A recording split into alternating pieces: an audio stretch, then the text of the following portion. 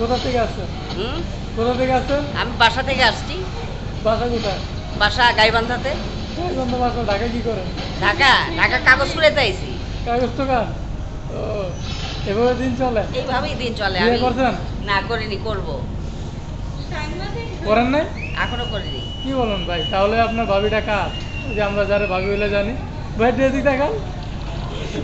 মুখটা তো ভালোই সুন্দর। দাঁতগুলো দেখে। দাঁত দেখে ভাই।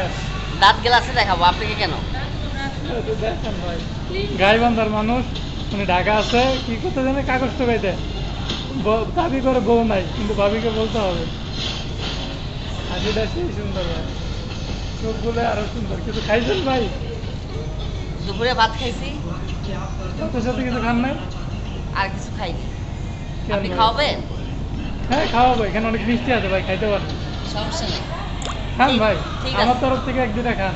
ঠিক আছে, অবশ্যই খাবো। ওই দেখেন ভাই, আপনার ডাক্তার কে জানি। এ কি হয় আপনার ভাই? কি হয়? আমার ফ্রেন্ড। ট্রেন? ও তো তালা বন্ধ, আসতে পারতেছে না। নিয়ে আসেন ভাই। কি এখানে, এটা কি ভাই আপনার দোকান? জি, আমি এখানে আমার দোকান না, আমি জব করি। জব করেন? জি। তো বললেন কাগজ টোকা। ওটা জাস্ট ফান করছি। ফোন করছেন ভাই, আপনি তো এটার মালিক মনে হয় না? কোথায় যাচ্ছেন? কি স্যার? ভাইয়া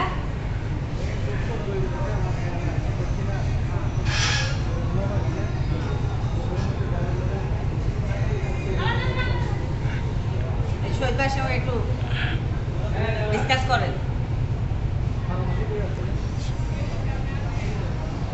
শহীদ ভাই, শহীদ ভাই ভয় পেতেছেন নাকি? আজকে কিন্তু কোটা আন্দোলন চলতেছে, দিব মাইরটায়। শান্ত শিষ্ট একটা মানুষ।